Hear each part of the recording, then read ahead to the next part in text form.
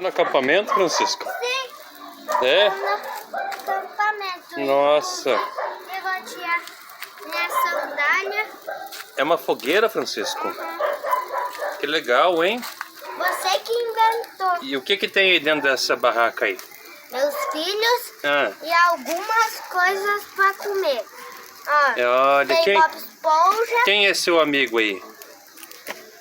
Ah, Qual o nome quem deles? O Hug Wug. Ah, O Hug Wugzão. O Purple. O Nevinho. E o legal. Popó. Olha, tem uma fogueira aqui, Francisco. É. Nossa, mas eu ouvi falar que essa floresta aqui é mal assombrada, Francisco. Será que é verdade? Hã? Eu tô com vontade de mijar. É? Vou mijar no mato. Então se eu fosse você eu ia lá, ó, lá no meio do mato. Mas cuidado, hein? Cuidado que, olha, diz que é muito perigoso esse lugar aqui, Francisco. Ó, Tem uma bola ali. meu Deus do céu, Francisco. É bem estranho. Será que aqui não é a floresta da Bruxa de Claire, Francisco? Ó, aqui, Francisco, tem uma bola perdida aqui. Eu acho que foi alguma criança que perdeu aqui, Francisco. Venha ver. Pode ser, Francisco. Deixa eu calçar a sandália. Não, Zé. Como é que tá seu acampamento, Francisco? Tá bem legal. Tá legal? Essa fogueira aí ficou legal, hein, Francisco? Ó, tá saindo umas Olha, carnes. Francisco, eu achei legal, hein? Chama a tua mãe lá pra ver.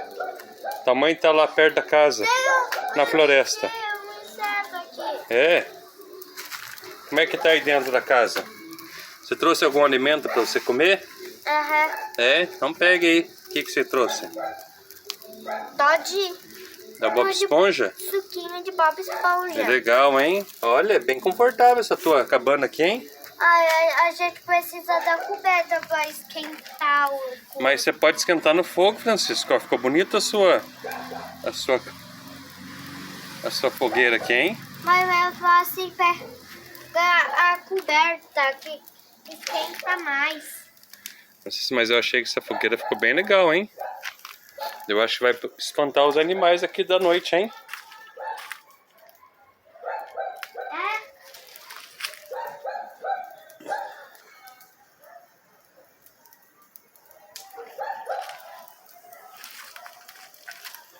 Manda um tchau pros seus amigos aqui. A gente podia ter uma K-47.